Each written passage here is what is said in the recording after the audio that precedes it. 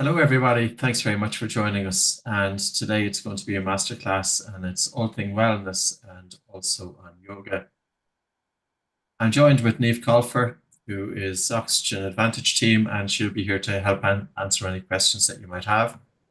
And also Tiger Bai is joining us from a yoga perspective. So this will typically be about an hour's long. And at the end as well, we have questions and answers. So any questions that you have relating to breathing, I'll do my best to answer.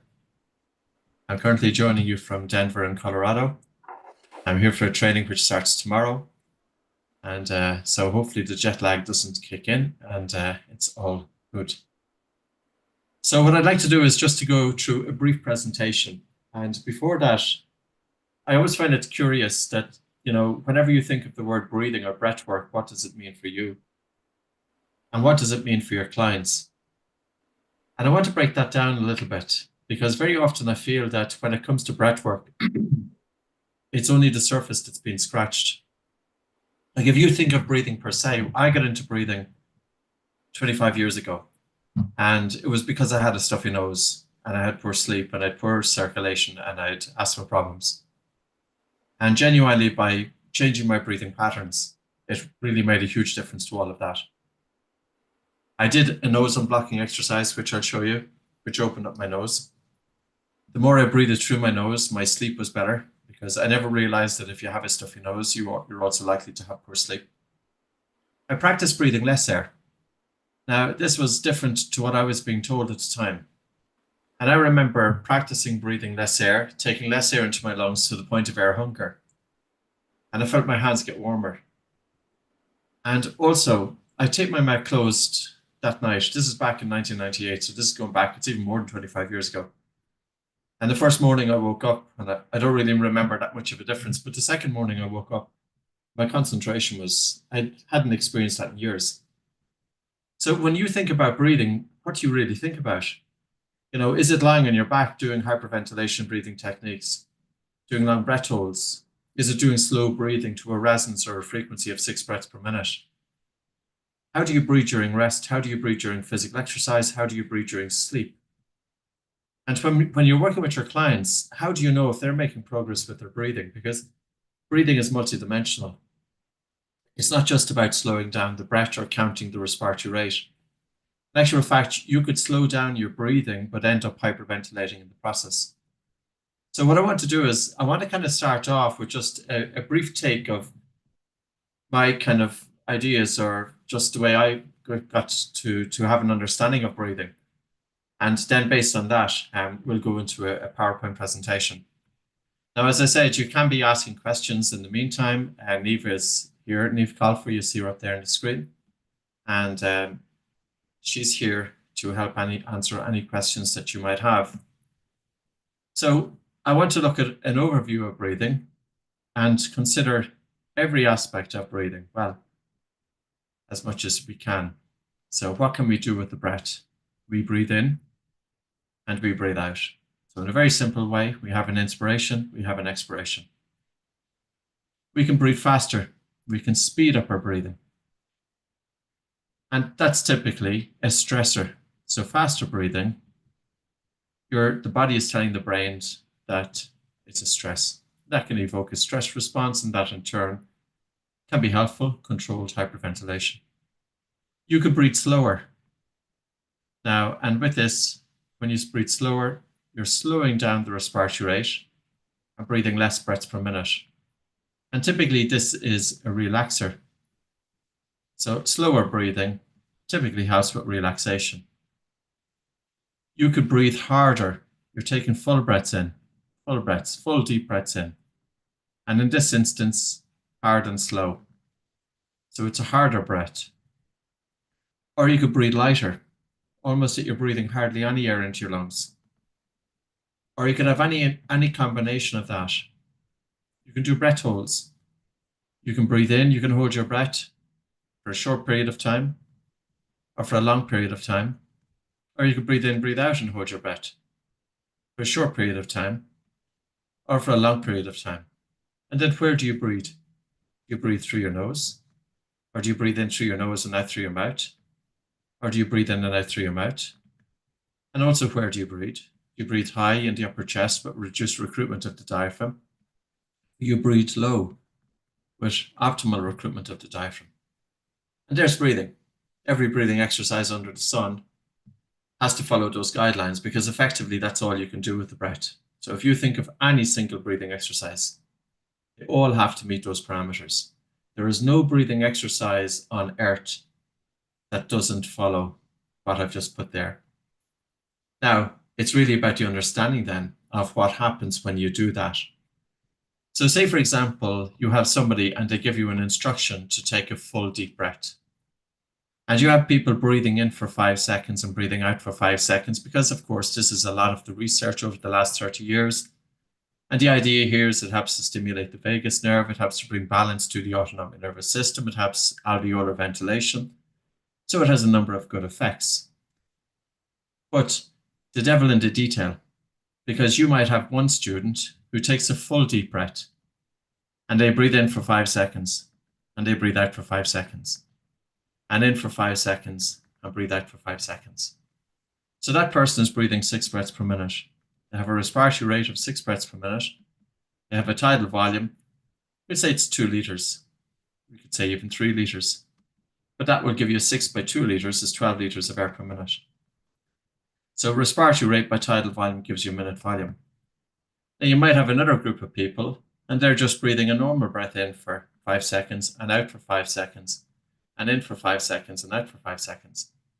Their respiratory rate is 6 breaths per minute and their tidal volume, well, it might be 1 liter and they're breathing 6 liters of air per minute. Or you might have another person and they're practicing light breathing and they're breathing imperceptibly, almost very, very soft, gentle breath in and a really slow, relaxed breath out, soft, gentle breath in and a relaxed, slow, gentle breath out. They might be breathing half a liter with each tidal volume. So 6 by half liter gives you 3 liters. The effect that this has will depend on how the person breathed. So even though every student has followed the instruction to breathe in for 5 seconds and out for 5 seconds, the result is not going to be the same with every student. Some students may feel lightheaded, those that are practicing exercise number 1. And the reason being is because they end up over breathing. So even though they're in an effort to slow down the respiratory rate, there has been no attention to the tidal volume. Some may be breathing in through the nose and out through the mouth. In person number 2 here in this group, they will feel really relaxed and slow and calm. Person 3 will feel relaxed and a controlled air hunger if done correctly, because they are breathing less air. They are hypoventilating. And as they breathe less air, carbon dioxide increases in the lungs and blood. And as carbon dioxide increases, which is not a waste gas, not just a waste gas, it will help to dilate their blood circulation. So group three will have increased blood flow to the brain, dilate their blood vessels, and they will have increased blood flow to the brain by in around every 1 millimeter increase of CO2 brings an increase of blood flow to the brain by about 3%. So we could say 5 to 10% increase of blood flow to the brain. That's how my hands felt warmer when I did light and slow breathing. That's only an example, of the nuances that are associated with breathing. Now, you also have to ask all of your students who are practicing a breathing technique, would they be able to breathe in for 5 seconds and out for 5 seconds, especially students who need breathing the most, individuals who may have a respiratory rate of 20 breaths per minute, individuals who they feel uncomfortable focusing their attention on the breath. So breathing is a very personal thing. So I suppose the thing about breathing is this is all we can do with the breath, but really it's about being able to tailor it to the age of the person that you're working with, their existing breathing pattern, and their state of health. Now, can you imagine a technique that you're able to influence blood circulation genuinely? You're able to influence blood flow to the heart and to the brain. You're able to influence oxygen delivery. You're able to stimulate the vagus nerve. You're able to open up the airways. You're able to improve sleep. No other function of health can do that. This is why I say that with breathing, oftentimes it's only the surface has been scratched, and genuinely you can go so much more into breathing with this. And it is understanding the basics and the science and the physiology, because I don't think any of us can be teaching or should be teaching a breathing exercise unless we have the science, or at least the basic physiology of understanding what's happening. Understand the Bohr effect. Understand that it's not just about the air that comes into our nose or mouth, but what happens downstream. Can we influence alveolar ventilation? Can we influence gas exchange from the lungs into the blood? Can we influence gas exchange from the blood to the tissues? What can we do with that? So that's what I kind of want to look at with this, as just kind of taking it, because very often I feel with breathing, there's such a power in it, but it hasn't been put out there. I would love to see breathing being mainstream. It has done so much for me over the last 25 years, genuinely, even if I never taught one person. And I have worked with thousands of clients. And the other thing about that is I made mistakes and I kept on refining it. The more clients I worked with, and I started to realize, yes, that we all have a different relationship with our breathing. We all breathe a little bit differently. Now, even that last statement that I made, science just came out there last week and said that breathing and how we breathe is like a fingerprint. We've been saying it for years, but that was just based on the observations and the experience of working with people's breathing. The whiteboard isn't on now, it's just myself that's talking, so you're not going to see much else, only just me. Now, what I'm going to do is I'm going to go on to the PowerPoint presentation. So I give you my personal journey. I really think with breathing, I would love to see it mainstream. And in order for it to be mainstream, it has to be safe. That's number one. Breathing is very, very powerful. It's even more powerful than physical exercise. If you're doing long breath holds, and we do dynamic breath holds, that's part of it because they're a stressor. We don't just do the relaxation techniques, we do the stressor techniques to cause the body to make adaptations. But there's a point at which a stress can become a bad stress. There's a point at which people can overdo it. And that's also very important, both physiologically and also psychologically. Because as I said before, how do you respond to, for example, the sensation of hyperventilation? That will depend on your everyday breathing, but also how do you respond to breath holding? How do you respond to breathing less air when you feel air hunger? Does the amygdala kick in? Does a fear response come in quite quickly? Do you have a strong reaction to the accumulation of carbon dioxide and the resultant air hunger? We have a vibrant community. We have about 13,000 healthcare professionals and fitness professionals that have done our instructor training since 2005. So I first started doing instructor training back in 2005, and we have millions of users globally. So we would be one of the largest schools in terms of breathing. And I suppose that comes with, because we have, so many different instructors, so many people coming from different modalities, it gives us a certain amount of information and it allows us then to keep on growing. So this is a technique that evolves. It's not a breathing technique based on tradition. A breathing technique based on tradition doesn't change. And it doesn't change because the student is afraid to deviate from what the master was saying. But Oxygen Advantage this is 10 years old. Buteco Clinic is 23 years old, but it's a technique that evolves, so when we think about breathing and when we think about, say, for example, if you're working with your students, so regardless of the area of health that you work in, you need to have a technical expertise. You need to understand the science and the anatomy, the physiology to be able to explain it to your students. Our students now are educated. They're very intelligent people. And they need to know if they're doing something, what is the real effect that this has? And also, we need to be able to communicate it effectively, to listen to what the client is looking for, and to ensure that they understand what we are saying, that we can explain it correctly. And also, of course, if they hit any stumbling blocks, that we can help with that, and that we can adapt whatever techniques that we were giving them and customize it to suit that individual. Look at the science that just came out last week or the week before. Everybody breathes differently, and that we all have, it's almost that breathing is like a personal fingerprint. But of course, we need to motivate our clients.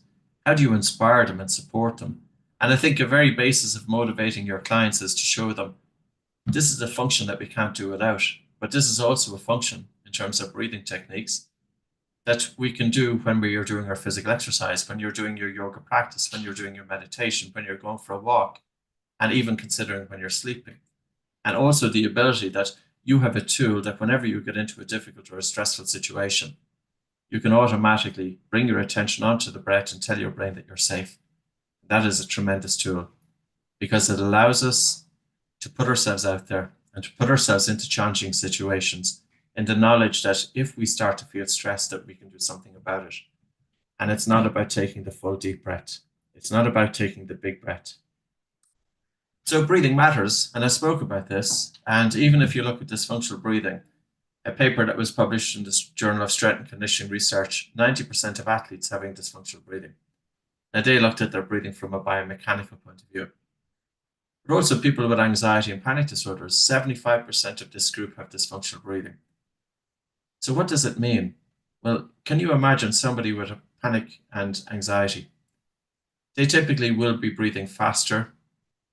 They will be breathing more upper chest, more irregular breathing, and they'll often feel that they cannot get enough air. Is that a biomechanical problem? Or is that a biochemical problem? Or is that a psychophysiological problem? So if you're a breathing instructor, how do you assess your students' breathing? How do you know how well they are breathing from the outset? And what breathing exercises can you give to tailor it to those individuals? I've made plenty of mistakes with people with panic disorder and anxiety. And of course, because they may not have a good relationship with their breathing, because whenever they have had an episode of panic or an episode of anxiety, very often their breathing is involved. So their breathing can be conditioned to behave differently. And that's where we need breathing tools to be able to bring that into being.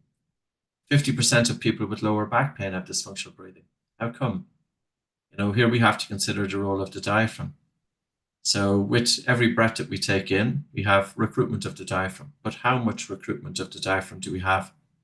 So as we're breathing in and the diaphragm is moving downwards, there's a negative pressure in the chest and there's a positive pressure in the abdomen.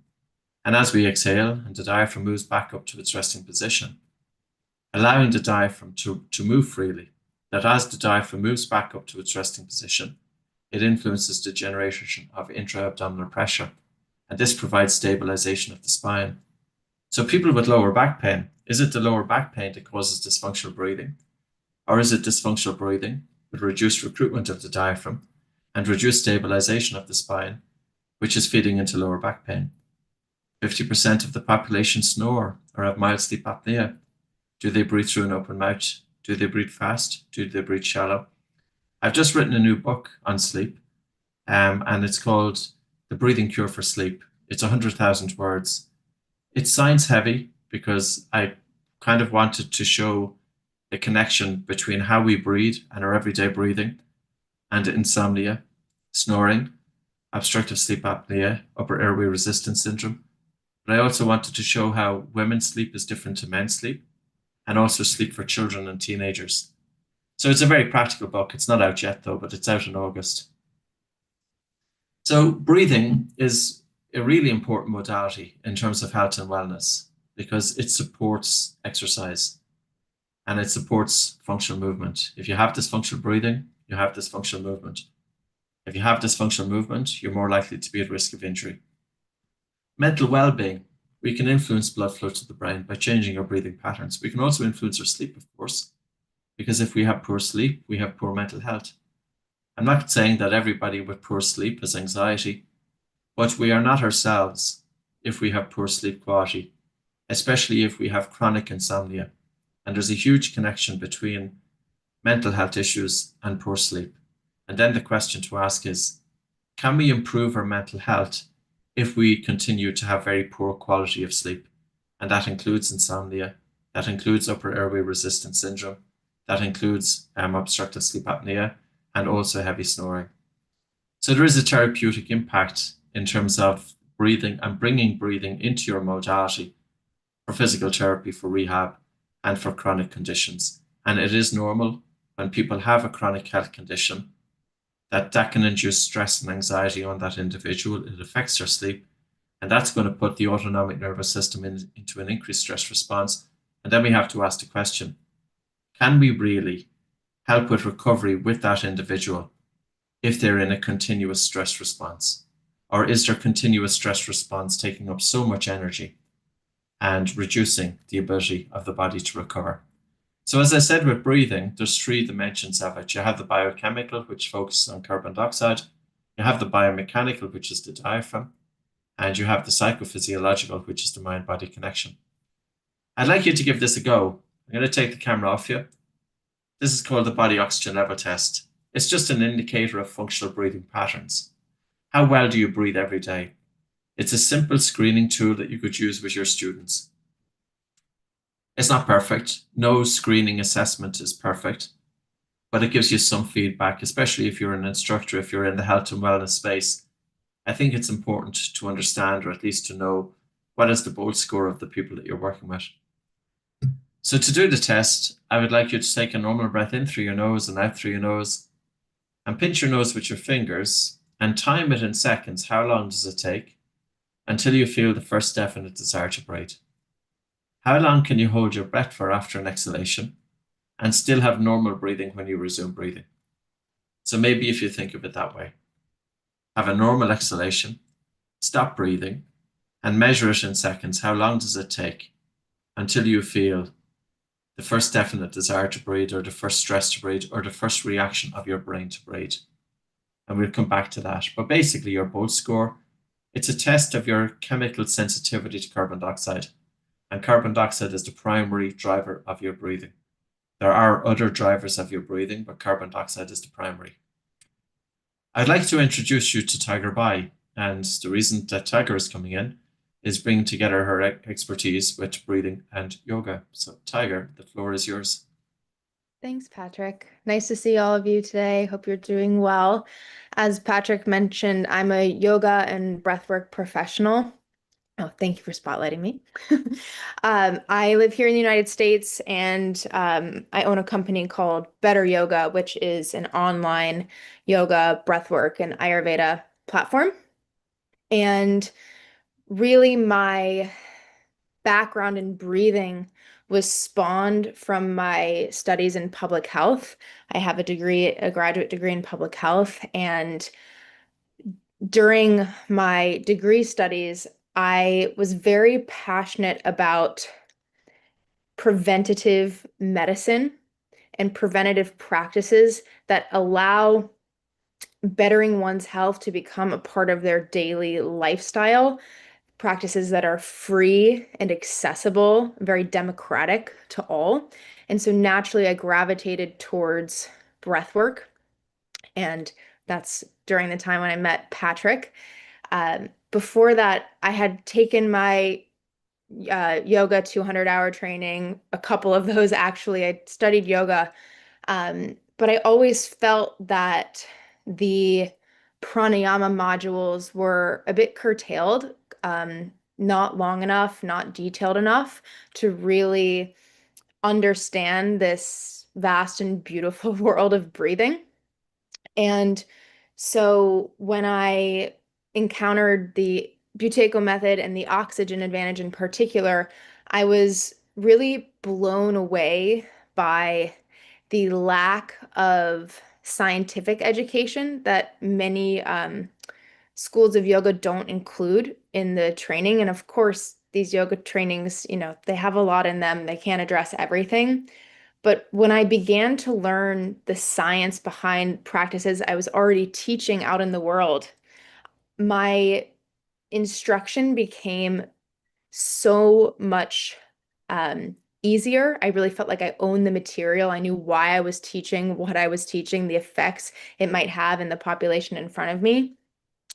And also, I was able to really tailor my instruction to the people in front of me. And when you're a yoga teacher, especially if you teach a public class at a local studio, you don't know who's coming into your studio, your classroom. It can be people who've been doing yoga their whole life and have a very deep breath practice, or it can be somebody just this is their first yoga class. They've never done any breath work before. And so to have the tools and awareness to be able to look around the room, assess people's breathing in a non-judgmental, compassionate way, and then assess what kind of practices are going to be most appropriate for the people in front of me has been a very big game changer in my teaching. And in that way, I also feel like there's an element of safety that I feel really confident about. I never have to guess, um, kind of, oh, if we do this practice, like, how's it going to feel for people? After learning the science and working with people and privately with clients, I have a pretty good understanding of how the practices are going to land with people. And so, in that way, being able to teach much more safely and also offer a much more inclusive environment, because a lot of the popular breath work is very hyperventilatory, as Patrick was showing on his whiteboard. A lot of the breath work that you'll see on social media or that you see advertised is this bigger breathing. And especially in the West, and I've heard Patrick say this time and time again, like, more is more, and we really think bigger is better. But when it comes to breathing, counterintuitively, less is so much more when it comes to efficiency and optimizing what the breath can do for the state of the nervous system, for the body mind. So there has been a real soft power in learning techniques that aren't maybe so sexy, aren't so boisterous, aren't so visible or audible to the people around, but that soft power in the subtle practices, which really do the deep work of beginning to heal the nervous system. Uh, we live also in a very overstimulated time. We're constantly being bombarded with advertisements. We're being told to drink a ton of caffeine. We're being told to exercise really hard, stay up late, watch violent movies that are loud and intrusive to the senses. And then on top of that, we go and do really big breath work. And I think that people's intentions are very good in terms of wanting to do an activity that takes care of themselves and their body and their mind. Um, but as the oxygen advantage grows, my hope is that some of these more subtle techniques begin to permeate into the mainstream, because once people can wrap their head around the fact that really less is more when it comes to breathing, the effects become more profound. The sensory overload lessens, and these tools are also very translatable. It's not just, okay, I'm going to do my hour on the yoga mat or my 30 minutes on the yoga mat and then go into the rest of my day. Like, the benefit of these more subtle, beautiful practices is that you can do them in line at the supermarket. You can do them waiting to board your airplane or on the flight. You can do them walking your dog. And as I have begun to build a foundation of really functional breathing, then when I have an opportunity to maybe do a more excitable set of techniques or go to a specific pranayama or breathwork class, those bigger breathing techniques become much more potent and safe because they're operating from a base of real functionality and understanding of what's going on underneath the hood, so to speak. Uh, yeah, so my experience with the oxygen advantage from a yoga perspective is that really ancient wisdom and modern science are not that different.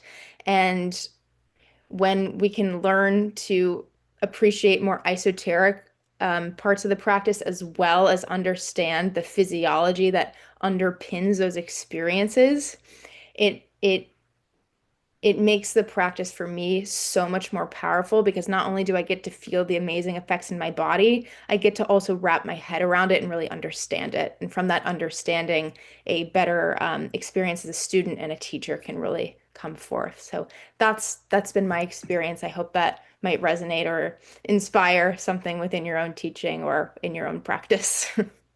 Great. Thank you so much, Tiger. It was great having you with your words there. As Tiger was saying, she talked about the ancient wisdom coming together with the science. I was writing a book with a yoga instructor, Anastasis Tansi, back a few years ago, and I got an email from this person here, Magdalena Crawler, and she had just written a doctoral thesis on yoga breath. And I asked her would she contribute and would she look through the book that I had just written. bringing together breathing and the science for yoga. And this is her PhD thesis. You'll find it online. But she told me it was really interesting. She said that the original breathing in yoga was about light and subtle breathing. It was about conservation of the breath, and it wasn't about taking full deep breaths. Now, there is a time to take full deep breaths, especially if you're doing controlled hyperventilation. It's a wonderful technique for reset and for release of emotions. So it definitely has its purpose. But we also have to consider what did the original yogi masters have in mind? What were the ancient techniques in yoga? And her thesis was that conservation of the breath was very important, and that yogis understood the role of carbon dioxide, even though they may not have a name for it. They understood the vagus nerve, the autonomic nervous system, even though they didn't have a name for it. But it was only in the 1880s that there was a movement in Europe called the hygienic movement. And the hygienic movement brought forth the idea that if you took these full deep breaths, that it prevented germs from spreading throughout the body. Because at the time, people were dying with tuberculosis. And that's how the idea took hold. And the idea then, it went from Europe to India, and it actually changed how breathing was being perceived and practiced then in India. So very often with tradition, the message does get lost. And that has happened, it seems, in yoga practice. The yoga practice today is different in terms of breathing than the yoga practice originally intended. And yogi masters could hold their breath comfortably for 1 minute, for 2 minutes, and even for 180 seconds. Now, earlier on, we had you measure your Bolt score. What was yours? The average Bolt score in today's population is not 25 seconds. 25 seconds is what distinguishes one from having functional breathing versus dysfunctional breathing. But the average Bolt score, I would say, in the people that I've worked with over the years, Bolt score is about 15 seconds. Now, of course, the people that I would have been working with were people coming in with health issues as well. But the lowest Bolt score was 3 and 4 seconds. That was people with long COVID, for example, people with cystic fibrosis. That's and then me athletes. up to 3. And then athletes, for example, we would be working to get their Bolt score up to 40 seconds. But I think it's just, interesting in terms of that conversation. Now, what I want to do is I want to go back into the PowerPoint presentation. We will get some practice in as well in terms of breathing practice. So just bear with me 1 second, because I'd like to give you some take homes. Just going back to where we were. Sorry there. So here is Tiger. Thank you, Tiger. So if you are considering to bring breathing into your modality, we would love to have you on board with us. We think we have a great breathing program. We have 20 years training instructors. So with that longevity, we have been able to refine it and to improve everything over the years. There's 2 levels. Level 1, within level 1, there's 2 different trainings. So level 1, you have your functional breathing instructor training. So this is all about the basics. This is everyday breathing practice, etc. And also in level 1, there's breathing for yoga instructor training. Now, level 1 is all online. So it's a series of different modules. You go through it at your own pace. There's an exam, and you complete the exams to receive a certificate. The price of it is very affordable. So you can see it there in euro, it's €359. And in pounds, it's £303. That's provided that you put in the wellness, this code here, wellness20 for a 20% discount. So that then gives you that price there. The advanced is level 1 and level 2 combined. So this is online, but it's also 7 by 2 hour sessions. So basically, you attend 7 by 2 hour sessions with myself. And during that, then I go through everything. So there's theory, there's practice, and there's questions and answers. You can attend more than one training. With this, there's no extra charge. And we also have a monthly meeting. So every month with the advanced, we meet up and we go through questions and answers and discussions. And that can be very, very important as well. So there are 2 different ones. And Neve has kindly broken this down. So you have your functional breathing level 1. So the main focus is breathing patterns, posture, mind, body correction, etc. And then you have your breathing for yoga. So this is integrating the science with pranayama, boosting focus, endurance, respiratory health. So think about your students who might be coming in with anxiety or panic disorder, poor sleep, insomnia. 8.6% of the US population takes sleeping pills. And that would indicate that there's some degree of hyperarousal. And this is what Tiger was talking about earlier on. Could you use the breath? And of course, there's a huge role for breathing in bringing balance to the autonomic nervous system. But also for yoga instructors to think about, how is your student breathing off the mat? How are they breathing during rest, during physical exercise, and during sleep? And if you have a yoga practice, why not bring in a breathing class? So you can integrate Oxygen Advantage with your current yoga practice, but you could also have a separate breathing class. And this way then it's an enjoyable modality to be teaching. The advanced instructor training is everything. So this is mind, body, sport. This is going into it in depth. This is accompanied with a lot of PowerPoint presentations and a lot of tools as well to help you along your way. What I'd like to do is I'd like to go with a few breathing practices. And I'm going to start off with small breath holds, just as a very helpful tool. So say, for example, earlier on, we were talking about if people have a poor relationship with their breathing, and even for them just to focus their attention on their breath can make them a little bit anxious. Could you help them to self-regulate without having to pay attention to their breathing? So the next time that you feel that your mind is very, very overactive and your mind feels very heavy, is there a way for the body to tell the brain that you're safe? And the answer there is doing small breath holds, holding the breath for a brief period of time following an exhalation.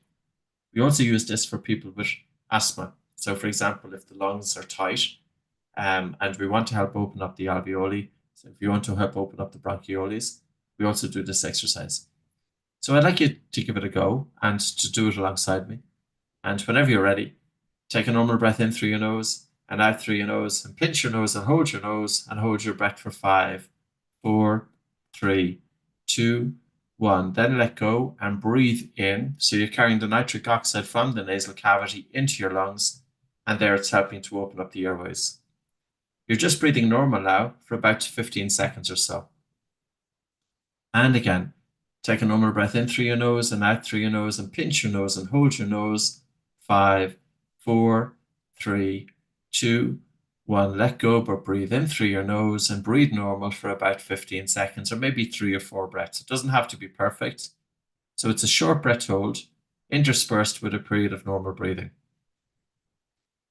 And again, whenever you're ready, take a normal breath in through your nose and out through your nose, and pinch your nose and hold your breath for 5, 4, 3, 2, 1. And to let go, but to breathe in through your nose and to breathe normally for about 15 seconds or so.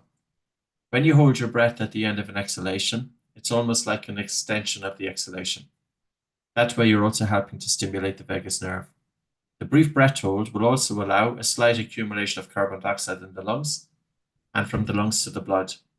As carbon dioxide increases just a little, blood pH drops, and this in turn reduces brain cell excitability. And again, take a normal breath in through your nose and out through your nose, and pinch your nose and hold your nose. 5, 4, 3, 2, 1. Let go, but breathe in through your nose and breathe normal for about 15 seconds or so. I'm going to increase this one. If you have a stuffy nose, how might you breathe to help open it up? Don't do this one if you're pregnant, or if you have panic disorder, anxiety, or quite significant health conditions. You have to go very, very easy. So let's start off easy enough. Whenever you're ready, take a normal breath in through your nose and out through your nose, and pinch your nose and hold. And now just gently nod your head up and down for 5 head nods. 5 head nods. And then to let go, but to breathe in through your nose, and you're breathing normally for about 20 seconds or so. So if you hold your breath after exhalation for a short period of time, it induces relaxation. If you hold your breath after exhalation for a long period of time, it's a stressor. And by holding your breath for a long period of time, you build up carbon dioxide in the lungs and blood, and this helps to activate a stress response, which in turn decongest your nose. If you have a stuffy nose, you don't have a stuffy nose, you're also more likely to be tired. Ask your students with nasal congestion, how well do they sleep? If you're tired, you don't typically have the same calmness of mind as you would have if you had really restful and deep sleep, because the brain cleans itself during deep sleep, and deep sleep is happening when we get into stage 3 sleep. And again, this time I would like you to hold your breath for about 10 head nods, but go easy on yourself. If you have panic disorder, maybe just 5 head nods will do for you. So in other words, listen to your body and only go as far as you feel is comfortable for you. It's a slight stressor, but it should not be, anything severe. Take a normal breath in through your nose, out through your nose, pinch your nose, hold your nose, gently nod your head up and down as you hold your breath, and you're holding your breath for 10 head nods. And as you hold your breath, just relax into the body. You're also giving yourself a very deliberate dose of air hunger. This can be very, very important because air hunger is a primal fear. We as human beings, we have fear of lack of food, lack of water, but the biggest fear of all is lack of air. And if you experience air hunger during rest, it is an even stronger fear than air hunger during physical exercise. So people can have a very strong reaction to air hunger and suffocation, but this will drive their anxiety. By giving you a controlled dose of air hunger, and in this instance, it's to help decongest the nose, but it can also reduce your perception of air hunger. And again, take a normal breath in through your nose and out through your nose, and pinch your nose and hold your nose, and just gently nod your head up and down. And this time, nod your head up and down for about 12 to 15 head nods, if you feel comfortable. Otherwise, stick with 10. If 10 is too much for you, stay with 5. So listen to your body, push it a little bit. With this exercise, it is normal that you're going to have to breathe a little bit more air at the end. And the whole idea is hold your breath for a considerable length of time, at least to build up a moderate to strong air hunger, and to see, does it make a difference to your nose? Your nose and your lungs are linked. If you have inflammation in your nose, that inflammation will travel down to the lungs. If there is inflammation in the lungs, that inflammation from the lungs will travel up to your nose. There's not 2 airways, there's 1 airway. There's 1 continuum.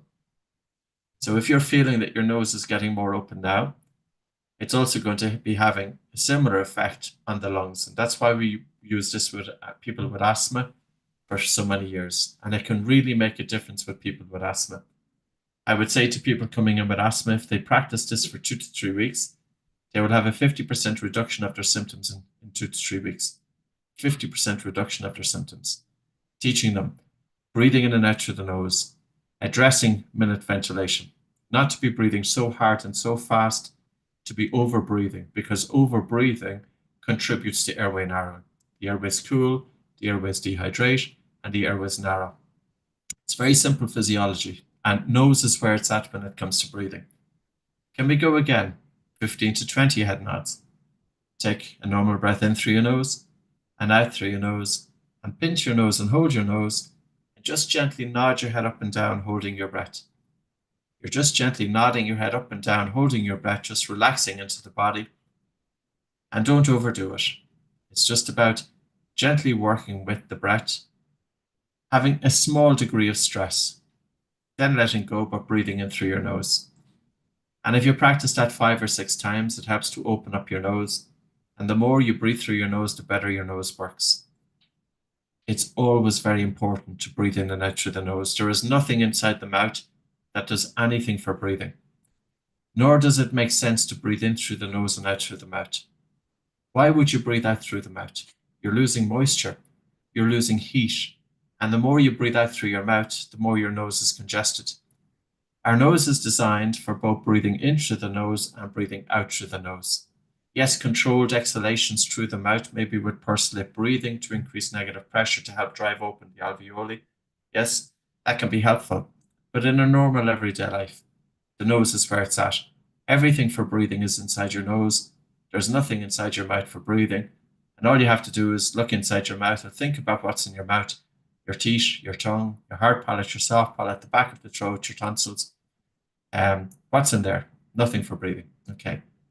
Now what I'm going to do is I'm going to go back to the PowerPoint, and then we will do in a little while our breathe light exercise. So as Tiger was talking about in terms of the synergy, yoga and breathing and oxygen advantage go together so well. Every yoga instructor is teaching about breathing. But can you bring it to a different level? Can you help the students who are really struggling? Can you help the people with anxiety and panic disorder, with airway issues, the people who are overly breathless during the practice, the people who are not able to do the practice and don't feel comfortable because they have too much of an air hunger, the people who may be hyperventilating in your practice, but you don't really know about it, if they're following your cues of breathing in for, say, in for 3 seconds, out for 5, or in for 4 and out for 6, or in for 5 and out for 5, or whatever cadence that you're doing. The people who are coming in with their mouths open, the people who are sleeping with their mouths open, the people who are breathing high in the upper chest, the people who are getting overly stressed, and the people who have a lot of rumination of the mind. So it's about breathing these techniques and weaving them into your practice. This is just to give you an insight into our e-learning portal. This is the yoga one. So for yoga instructors, and it's about 15 or 16, sorry, it's 18 modules. And each module has a PowerPoint presentation with an accompanying video whereby I go through the PowerPoint presentation. Of course, I explain each slide and go beyond it. And there's also exam quiz at each one. So you have access to that for life. So you can see the different modules there: breath in yoga, the science of breathing, breathing sleep in yoga, the female breath. Females breathe differently to men. So for example, during the monthly cycle, in different phases of the monthly cycle, you have menstruation, you have the follicular phase, you have proliferation, you have ovulation. And post-ovulation, mid-luteal phase, there's an increase in progesterone. Progesterone is a respiratory stimulant. You breathe faster. This in turn causes a lowering of carbon dioxide from the lungs and blood. And this in turn can generate the symptoms of hyperventilation, and especially women with PMS, that there can be an overlap between the symptoms of hyperventilation and the symptoms of PMS. So coming back to your BOLT score, what does it mean? Well, if your BOLT score was 11 seconds, it indicates that your breathing during rest is that bit faster. So you'd have a faster respiratory rate than normal. Because the BOLT score is quite low, it indicates there's a strong chemosensitivity to carbon dioxide. The drive to breathe is strong, so you will feel that you're not getting enough air. And because you feel that you're not getting enough air, you will tend to sigh more. And a sigh is when you're breathing a volume of air that's 3 times your normal breath. So a tidal volume that's 3 times the normal breath. Or for example, you may be stopping breathing, likely to be breathing harder because of the air hunger, and because of the air hunger, breathing more in the upper chest. And because of the air hunger, mixture of mouth versus and nose breathing. There isn't a natural pause after exhalation because the drive to breathe is that little bit too much. So we want to work on building up the BOLT score. And when we reach 25 seconds, this is an indicator that breathing now is functional. Breathing rate is normal. It's regular. It's light. It's driven by the diaphragm. It's effortless. It's in and out through the nose, and that there is a natural pause at the end of exhalation. Now, if we are breathing this way in our normal everyday breathing, we will find breathing during yoga practice easier. We will find breathing during physical exercise easier. But if we have a BOLT score of 11 seconds, we are going to be running out of air during rest. We're running out of air during physical exercise. And yes, how we breathe during rest does influence our breathing during sleep. There's a paper on this by a Harvard doctor called Messino, and he looked at breath hold time with people with obstructive sleep apnea and people, one phenotype, so one group of people with obstructive sleep apnea, they had a low breath hold time, and that would indicate that their sleep apnea is feeding in itself. The phenotype there is called loop gain. So individuals with a low breath hold time, sleep issues, have what's called high loop gain. So coming to a close, before we go through the breathe light exercise. As I said, we'd love to have you join us if you are considering breathing practice. I don't think you'll be disappointed, because it is my passion. It's my life's work. I've written 11 books. You'll get an insight into my work by simply reading a book. If you wanted to read the book about what we're doing here, I would suggest The Breathing Cure as a deep dive in health, or if you're a yoga instructor, Breathing for Yoga, or Sleep would be the new book coming out, and The Breathing Cure for Sleep. So it is about helping to bring the science into breathing as best we can, and to explain breathing with clarity, and also guiding our clients, in terms of the application of breathing, being able to tailor the techniques to the clients, and being able to give specific breathing exercises for poor sleep, for stress, for fatigue. And also, say, for example, if you're working with somebody with chronic fatigue syndrome, what way would you work with that person versus somebody with good balance of the autonomic nervous system or somebody with long COVID? So these are all the considerations because breathing is powerful. And just like physical exercise, it's always about tailoring the practice to the needs of the individual. And that's what we want to do as well. So your Bolt score, I kind of talked about this, somebody with a low Bolt score, they have to take it easier with physical movement. If you have a Bolt score of 11 seconds, well, you're not going to be running because you're going to be too breathless. So the best techniques there would be breathing in and out through the nose during walking or dancing, yoga, Pilates, for example. And also tailoring breathing exercises to the Bolt score. So there's a time to do the stressor exercises, but there's a time to go easy.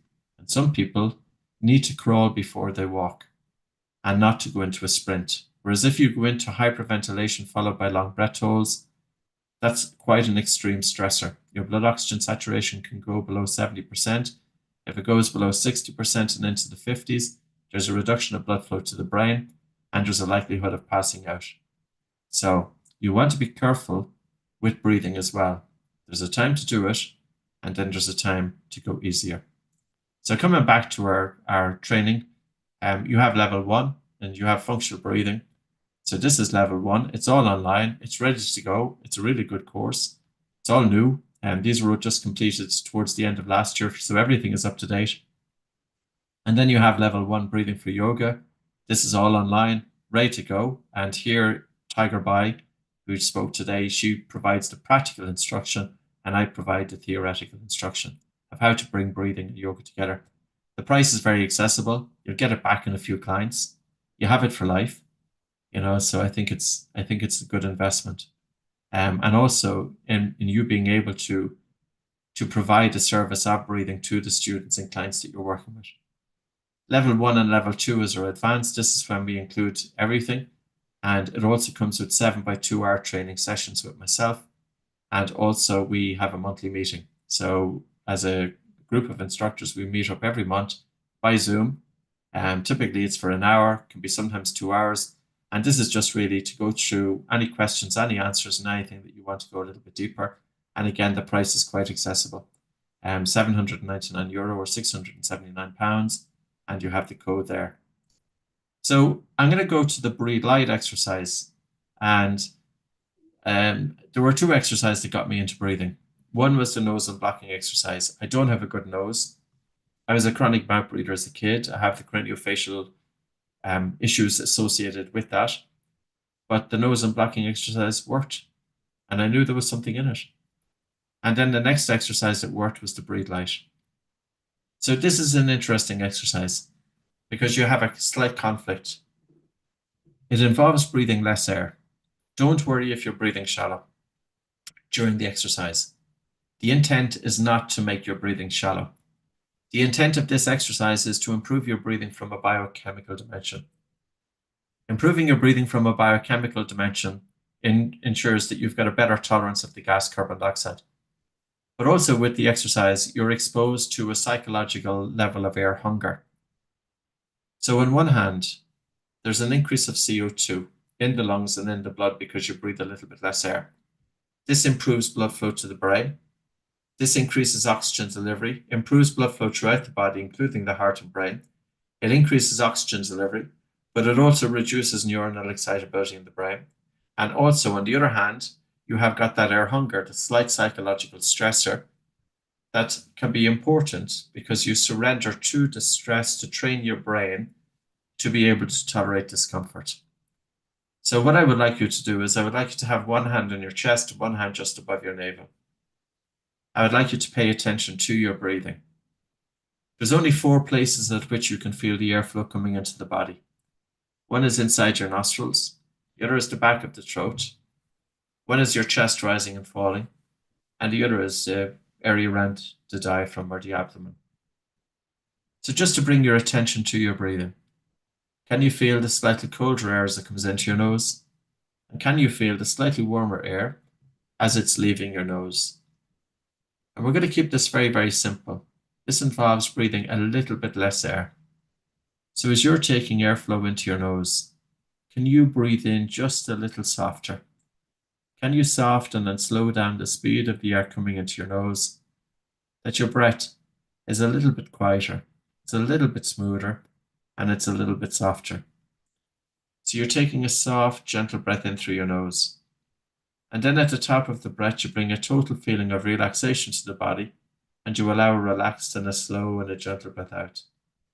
So as you're breathing out, you're bringing a feeling of relaxation to the body, and you're allowing the air to leave the body effortlessly. So your breath out is nice and slow, and your breath in is nice and soft. So then as you need to breathe in again, you're taking a very soft and a slow and a gentle breath in through your nose. Can you breathe so softly, almost that the fine hairs within the nostrils do not move? So you're really slowing down the speed of the air coming into your nose, almost that your breath in is imperceptible.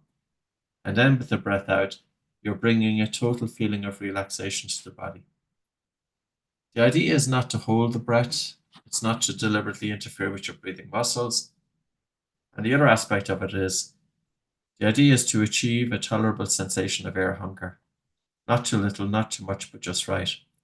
If the air hunger gets a bit too much for you, take a rest and then come back to the exercise. And it can take some practice to achieve that. So again, you're bringing your attention out of your mind and onto your breath. You're feeling the slightly colder air coming into your nostrils and the slightly warmer air as it leaves your nose. As you breathe in, you're really slowing down and softening the speed of the breath in, almost that you can feel hardly any air coming into your nostrils. And as you breathe out, you bring a total feeling of relaxation to the body, and you're having a relaxed and a slow and a gentle breath out.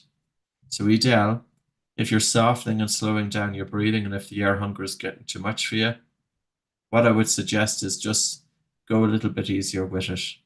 That would indicate that your Bolt score is just a little bit on the low side. And with your Bolt score on the low side a little bit, it doesn't take much to drive you into air hunger. But you would be a good candidate for putting breathing exercise into practice to improve your Bolt score. Because with an improved Bolt score, you've got a reduced chemosensitivity to carbon dioxide, and your everyday breathing then is lighter and slower. That's very important for the nervous system. It's very important for inducing relaxation and for sleep and for physical exercise. So the purpose with this is, yes, we do want to achieve a tolerable air hunger. But just as one of the questions there from Adele, she was softening her breath and she went into too strong an air hunger. And that's very normal at the start. But with practice, you're just gently softening and slowing down your breathing. So say, for example, if you feel that the air hunger is too much for you, can you just soften your breathing by 10% and just work with that? Now, another way that you could help to start doing this is simply cup your hands on your face as follows.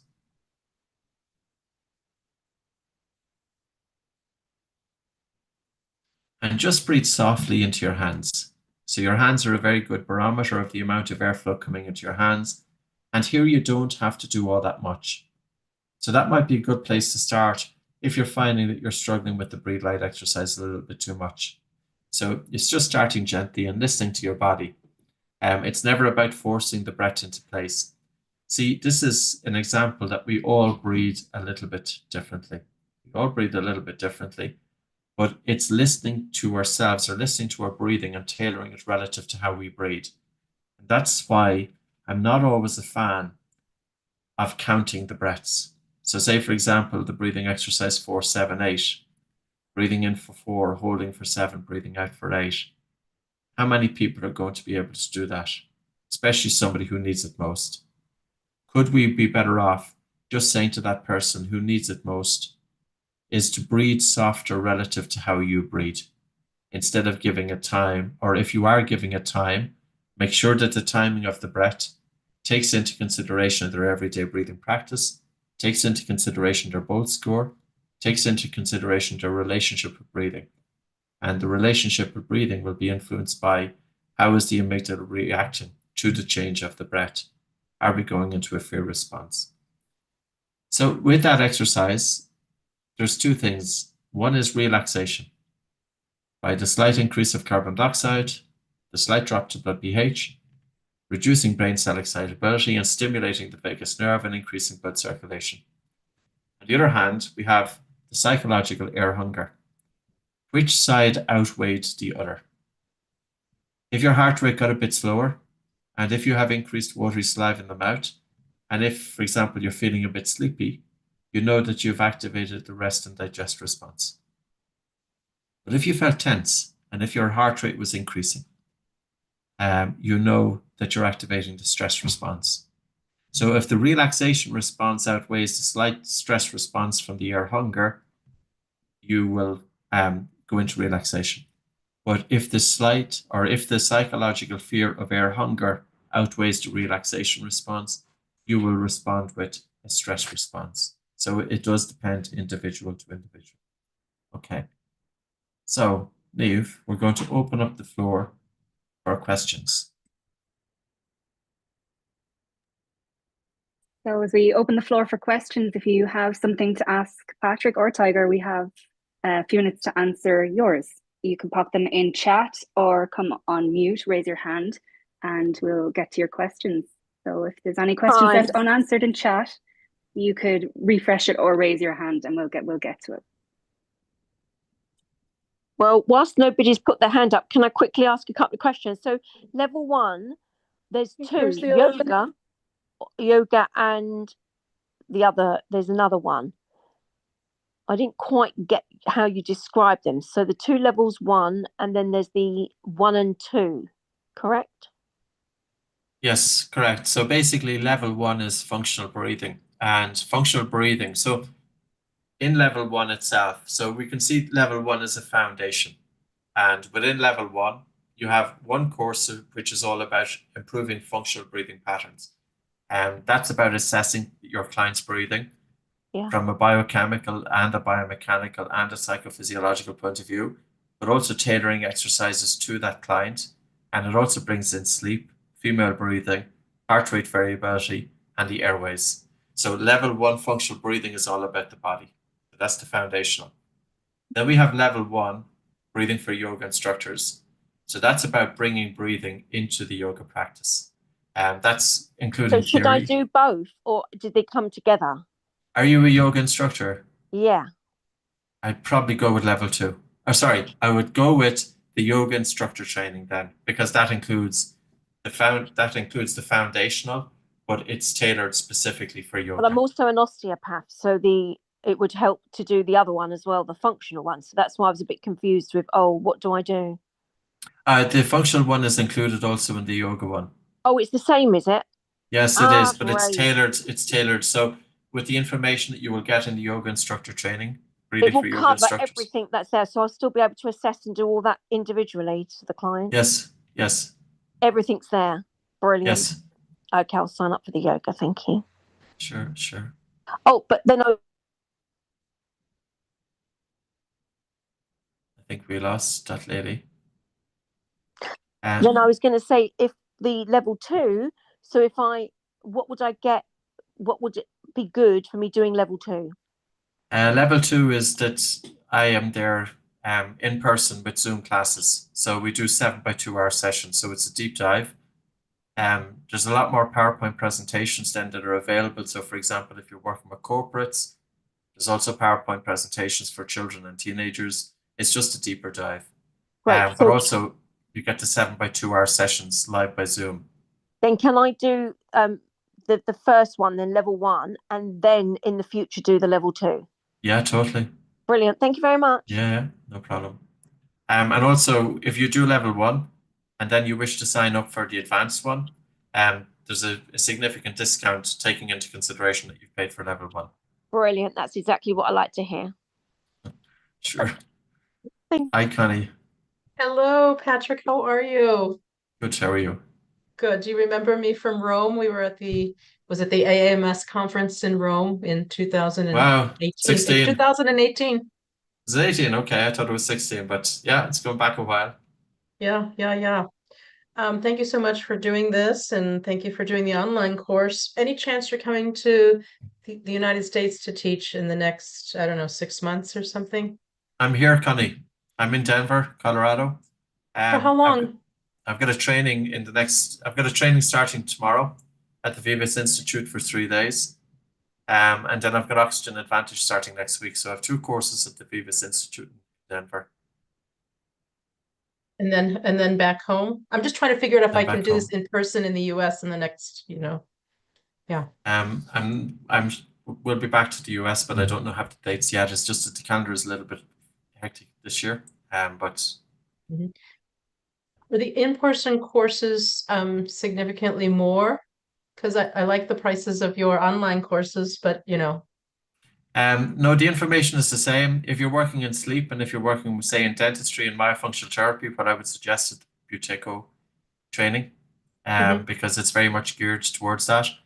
So the online is pretty good with Buteyko as well. There's 7x2 hour sessions. You have everything there. It's much more focused on what you would be doing in terms of I'm Right. assuming because we met in Rome. Right. So is that through Oxygen Advantage that Yeah, it's the same. It's a sister organization, so like it's under the same umbrella. Okay. It's Buteyko Clinic, and did you say that's a 2-hour program, like a training? no, it's 7x2 hours. But there's a modality. There's also online. So you have your online cohort that you have everything there that's structured, and that's brand new. That courses, and then you have the 7x2 hour sessions with myself, and that's the Buteyko training, and the prices are similar actually to the Oxygen Advantage. Okay, great. Yeah. But Great, maybe if you drop us an email, so you could drop an email to patrick@oxygenadvantage.com and I'll direct it then wherever. So if you have any questions like that, if you're unsure, just drop us an email. Okay, great. And years ago, I work with pediatrics. Years ago, you were so generous in offering some sort of a program for children for the breathing. Is that online? Are you still doing that? Yeah, our online training is all free for kids. So you'll find it if you go to myotape.com.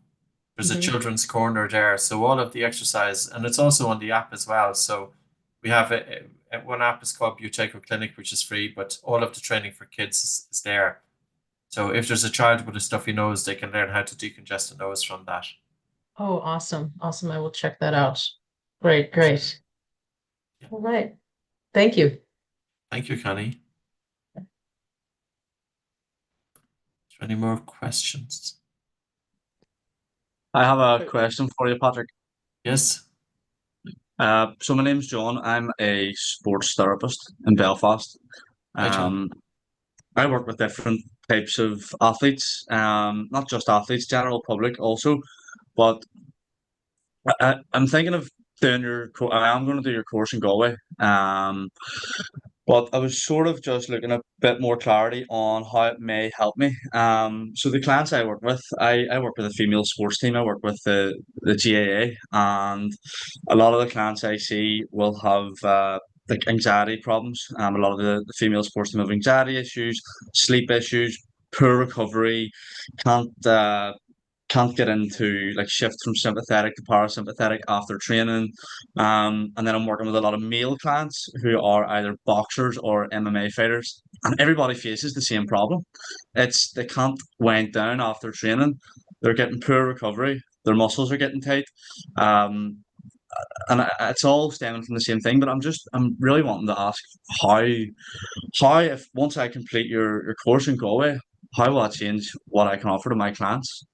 Because currently as a service, I offer a lot of manual therapy, work on the muscles, giving sort of rehab exercises to people who have injuries. But I also want to work with people on a sort of different level. I don't want to just be doing manual therapy. So yeah. So I suppose, John, the question to ask is like an athlete who is experiencing anxiety, how are they breathing during that time? They're not going to be breathing normally. There's such a strong relationship between our state of mind and state of breathing. But I want to take it back a level. Say, for example, you have an athlete, and athletes can be quite perfectionist tendencies. So they set high demands on themselves, and with that, their breathing can change. and they can be prone to what we would call is dysfunctional breathing or breathing pattern disorders. So their everyday breathing is less than optimal.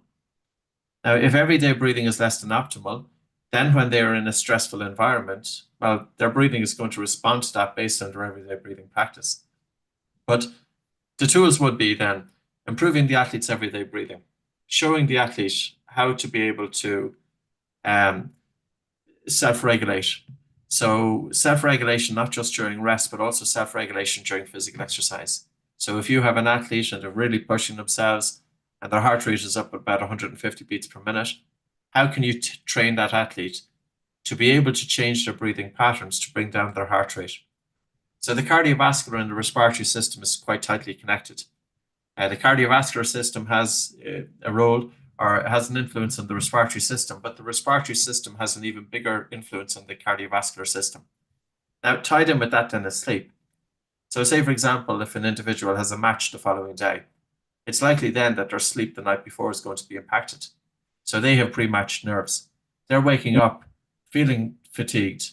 They're already in a bad place because in order to be able to have full focus during the game, you need to have the energy levels and you need to have balance of the autonomic nervous system. And we all know, I'm jet lagged here because I'm 7 hours in the difference. Of course, my sleep is impacted. Now, I did rest and reset prior to coming on here. I did 20 minutes of rest and reset, just self-regulation. And I also train every day in terms of directing my attention, being able to hold my attention on what I'm doing. And this isn't just about mindfulness. This is also looking at the physiology.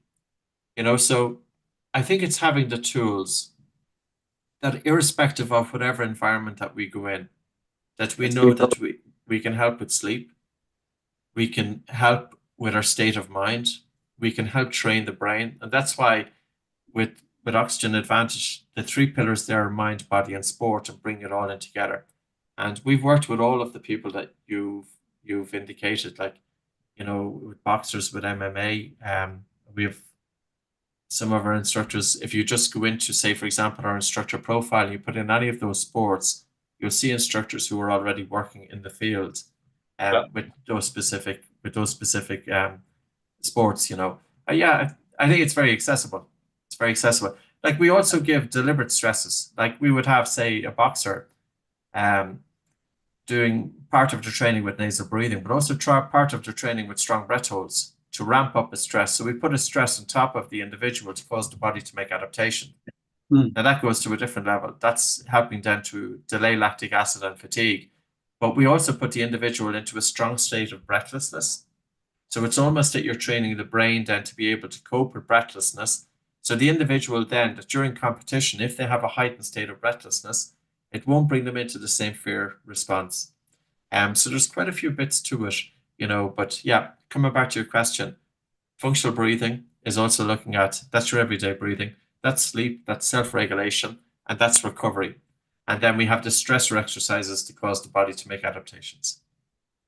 Okay, so essentially it will allow me to work with clients on a one-to-one basis, test and then exercise, test and exercise, revisit, and Totally. but you should be able to do that on a one-to-one basis, and even teams also. Yeah, totally. That's what we do all the time. If you go to YouTube, I did a podcast with an individual called Jack McMillan, and he's a former pro soccer player. But he's working a lot with the Premiership football teams in the UK, and you'll see where we had the conversation. So it's Oxygen Advantage, with Premiership footballers in the UK. But I can't think of any other podcast. There's also one with David Jackson, pro rugby. There's a lot of teams using it, but they don't always disclose that they're using it. Awesome, thank you. No problem.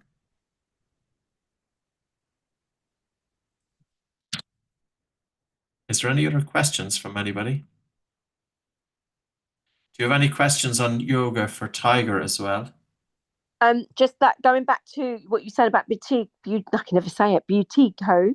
Yes. I'm definitely going to do the yoga. Then I said about doing the advanced, but I would like to do that as well. How will that work? Probably best if you send us an email.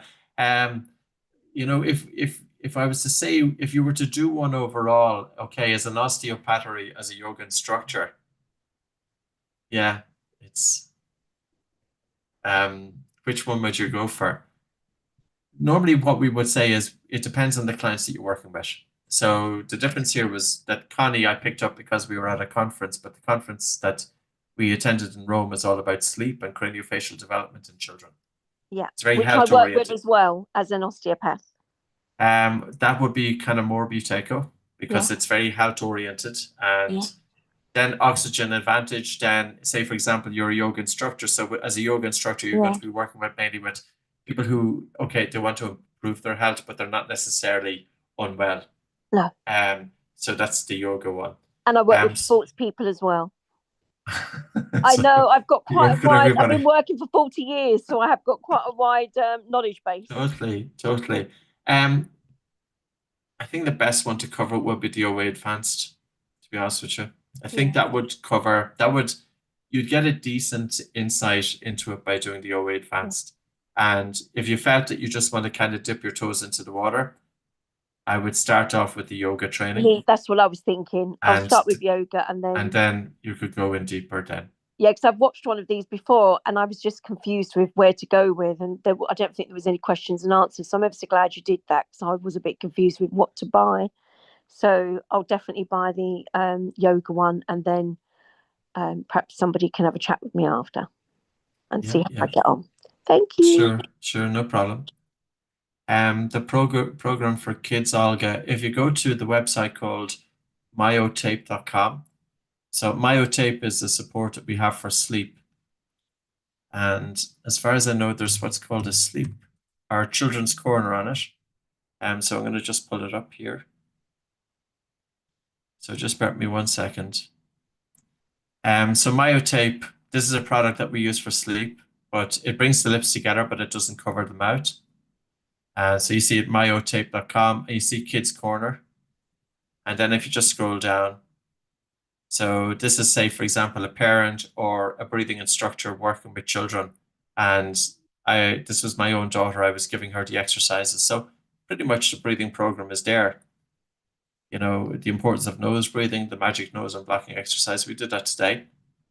Dolphin breathing is very good for kids. It's kind of a stressor exercise, but it's good for them. Then you have the slow breathing, 2 different variations. It's biomechanical. And then also running with the mouth closed, and also breath holds to recover. And I will have some guided audios as well. I've done 11 guided audios that will be put out there, and I know Tiger as well has Yoga Nidra. But they will be going into a new sleep hub. But we have to make them available. They're not quite over the line yet. But there are some for children, that children with anxiety, not being able to sleep, etc., and teenagers. Do we have guided audios that they can listen to something to give them a breath practice, just to help them down regulate so that they can fall asleep easier. And also for females and also for men. Bearing in mind that female sleep is different to men's sleep. Females are more prone to what's called upper airway resistance syndrome. And oftentimes that goes under the radar. But their symptoms can be different too. They can be more prone to, say, depression or panic or anxiety, or say fibromyalgia or chronic fatigue. Whereas a man can be more likely to be tired. Irritable as well, of course, but tired. So it's quite different, female breathing and female sleep. And that's why that's going a little bit deeper into it. Any more questions from anybody? Yeah, sorry, just one from me, if that's okay. Yes. Just for clarity, and I'm really sorry if you've already said it already, just trying to get it right in my head. If I do the level 1 training as a health coach, a nutrition and health coach, I'm just been working for the NHS, but now I'm going self-employed. What qualification would I be able to promote to my clients from doing a level 1? So the certificate would be, it's Oxygen Advantage Functional Breathing Training, or Oxygen Advantage Functional Breathing Instructor. Okay. So basically, yeah. Sorry. So from doing that level 1, I would be fully qualified then to give breathwork advice from what I've learned, and to run kind of workshops with small groups.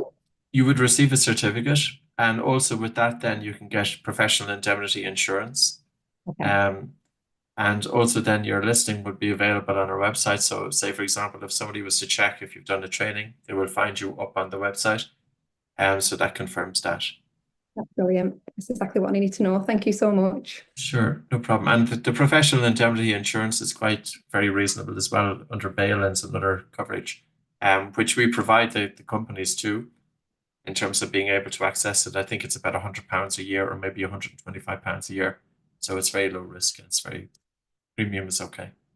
Just gone on bail-ins for the health coaching. So Okay, well, it could be an add-on with bail-ins and it costs you minimal then. wonderful. Thank you. It's fascinating. Thank you so much. Sure. No problem. So if there's anybody else that would like to unmute and just if you have a question.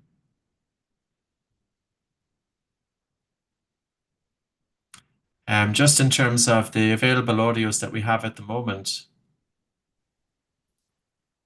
if you go to Uteco Clinic, and I'll just post the link there. So we do have a couple of audios that are available for insomnia, but as Tiger said, we will be really improving on this and that we will have a new sleep hub.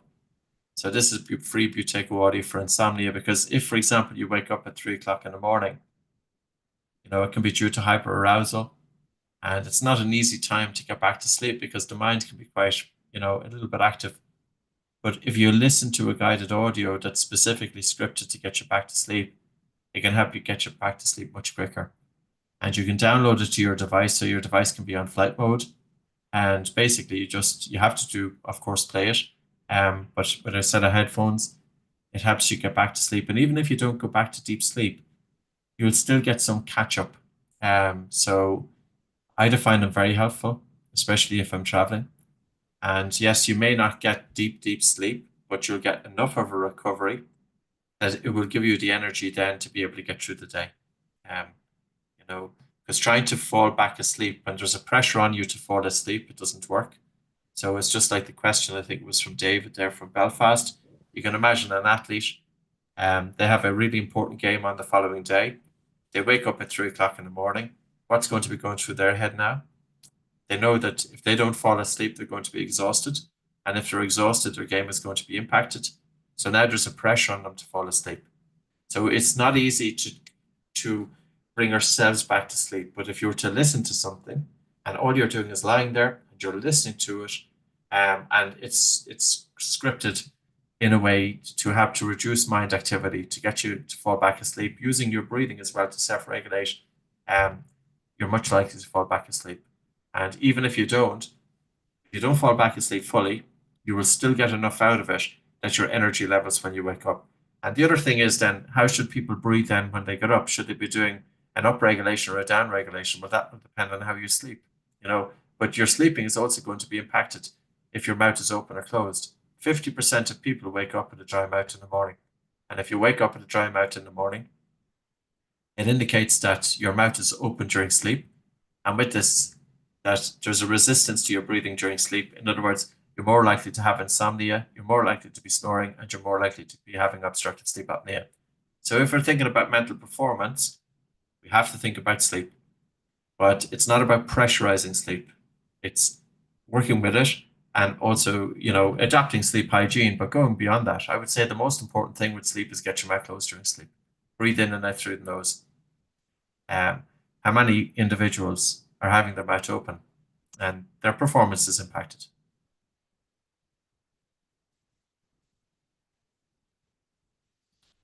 How are we doing, Neve and Tiger? I think we've gotten to most of the questions, but we might have time for one more question. And if there are any more questions outstanding, you can email the team on hello@oxygenadvantage.com. Just with Jackie's question there, Jackie, we do have guided audios for insomnia at the moment. But as I said, like with Tiger and myself, there's quite a few coming down the tracks. I think we've got about 11 new ones. But that Sleep Hub isn't quite, it's the Sleep Hub page will be done to coincide with a new book called The Breathing Cure for Sleep, but it won't be out for about a month or so. We hope to have it live in about a month. Thank you. Can we use mouth tape as an adult, like the kids? Can we use mouth tape as an adult? Yes, absolutely. So the one thing that we want to do is we never want to force mouth closed. We never want to force nasal breathing. So the key is using breathing exercises, even including the ones that we did today, to get the nose working better. And for some people, they may need to use a nasal dilator. So a nasal dilator during sports is this one here, or you have a nasal dilator during sleep, which could be a little tape coming across the nose. Basically, this is based on the Cottle maneuver. So you put one finger here, and you just prise your nostrils, and you can feel that your breathing is easier. So somebody with nasal congestion, it's important that they use a nasal dilator, but also get them back closed. But also build up your bolt score, practice the nose and blocking exercise. And the nose is a wonderful organ because the more you use it, the better it works. Where can you buy that? The nasal dilators are available from oxygenadvantage.com. So they're pretty inexpensive and they last you. That plastic one that I have there will last 6 months more. You just wash it under kind of soapy, cool water, lukewarm water. So I'll try and find the page where it is. So this we use during sports to help maintain nasal breathing during physical exercise, because the benefits are pretty huge with nasal breathing. But of course, if somebody has a compromised nasal airway, especially a deviated septum, and they're doing physical exercise with their mouth closed, they may feel an increased sensation of air hunger. So the different products then are, this is it here, nasal dilator.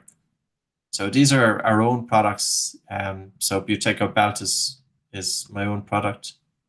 Nasal dilator, sports mask is my own product. Myotape is my own product.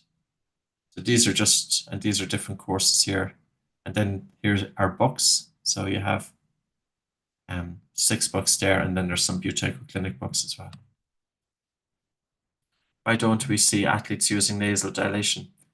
Yeah, I think, Brooke, it was a fad at some point, but the only problem is athletes were wearing nasal dilation, but they weren't necessarily breathing through the nose. You know, so I think it's really important to think that even if somebody wears a nasal dilator to help with sleep, they're not going to get any benefits from wearing the nasal dilator if they're breathing through an open mouth. So it needs to look at breathing with the nasal dilator, like one is a companion to the other. I would think some still are using it though, because I know it's a popular product with ourselves. I'm a GP. Are most have you taught? Lorna, I suppose the best thing to do would be if to get an insight into the science is to read the Breathing Cure book. I think it's really important that we support it with science as best we can. Sometimes the science is still catching up. With the Breathing Cure book, I have supported it with about 800 references, but I've also contributed chapters to a number of different textbooks that are published in dental and also in sleep fields. And I've co-authored a paper as well on the phenotypes of obstructive sleep apnea. So this will kind of give you an insight into it in terms of the science. So, but the Breathing Cure for Sleep, we have any of those books, the bigger books, it's about 100,000 words. You will see it's well referenced. So this is published in the Journal of Clinical Medicine. I believe it's pretty high impact. It's peer reviewed. And I wrote it with 2 ear, nose and throat doctors. So it's all about, it's kind of a deep dive into sleep apnea and breathing. And, see functional breathing. You see the Bolt score, nose and blocking exercise. And then I support it with, I co-authored it with 170 references. So yeah, I think it's important we try and bring the science together as much as we can where available.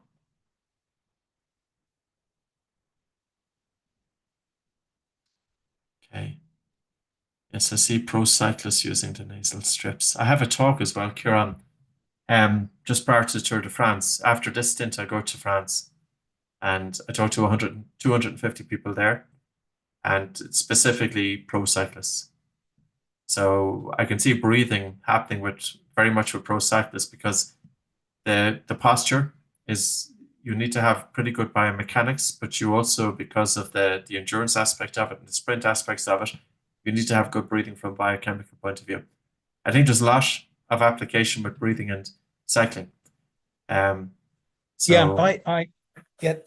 for commenting on that, Patrick. I work with competitive cyclists as a cycling coach, and I do see the advantages of nasal breathing, having applied it myself, and encourage some other people to try it as well.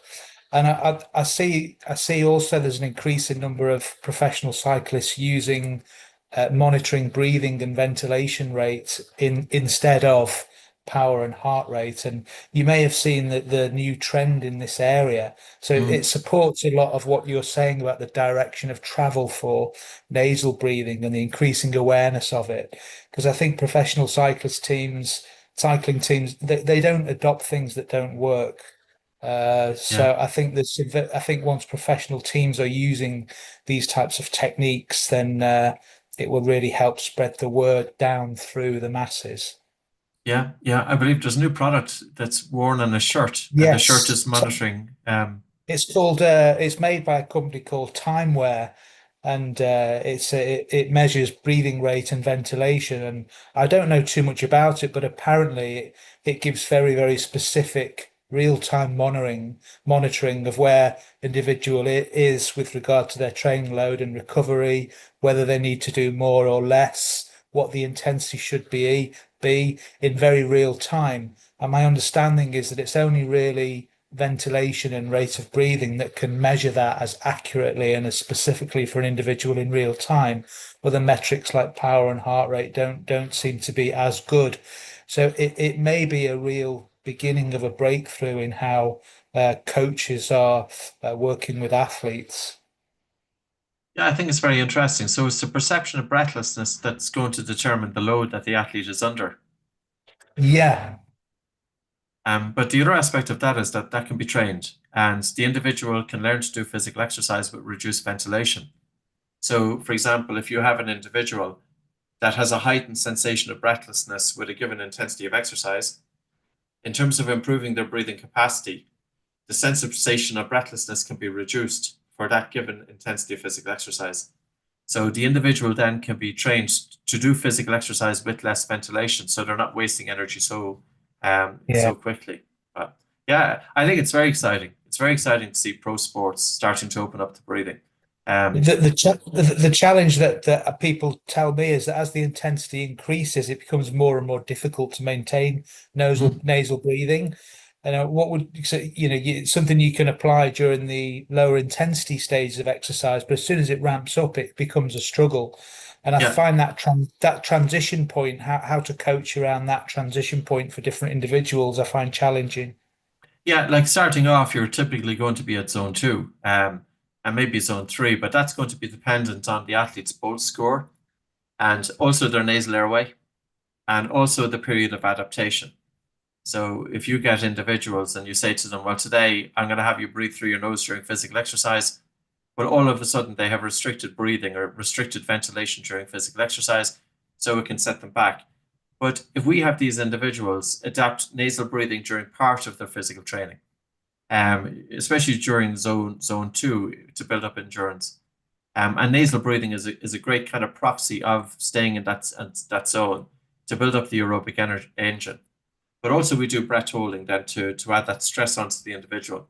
And then as the individual continues to exercise, especially during their, say, for example, it's not necessarily on the bike, but also you can be doing it while they're at the gym or doing it while they're, for example, doing other exercise, that we can cause the body to make adaptations. Then they can go into zone 3 and zone 4 with nasal breathing. So it's not always, it's about looking at, can we train an individual to do physical exercise at an intensity and duration with less ventilation, so they don't have to breathe so hard and so fast for that given intensity and duration. And that's what we're looking at training. But yeah, Kieran, that's kind of ties in. Thank you, Patrick. Okay, super. I think that's all we have time for this evening. Great. Thank you so much, Niamh. And thank you very much, Tiger. And thank you for everybody for joining us. And I hope that you've got something out of this. For your own health, I will encourage you to breathe in and out through your nose as much as you can. I'd also encourage you that if you have, say, for example, an agitated mind, try doing the small breath holds to help to bring a calmness to the mind. And say, for example, if you have a low bolt score, start practicing the breathe light exercise. And also doing your physical exercise, especially if you're a recreational athlete with your mouth closed, and think about your breathing from a number of different dimensions. And don't think just that breathing is something that you do on a mat. It's not. It's your everyday breathing. And you can take it to the next level. So enjoy, and thanks very much. Take care. Bye.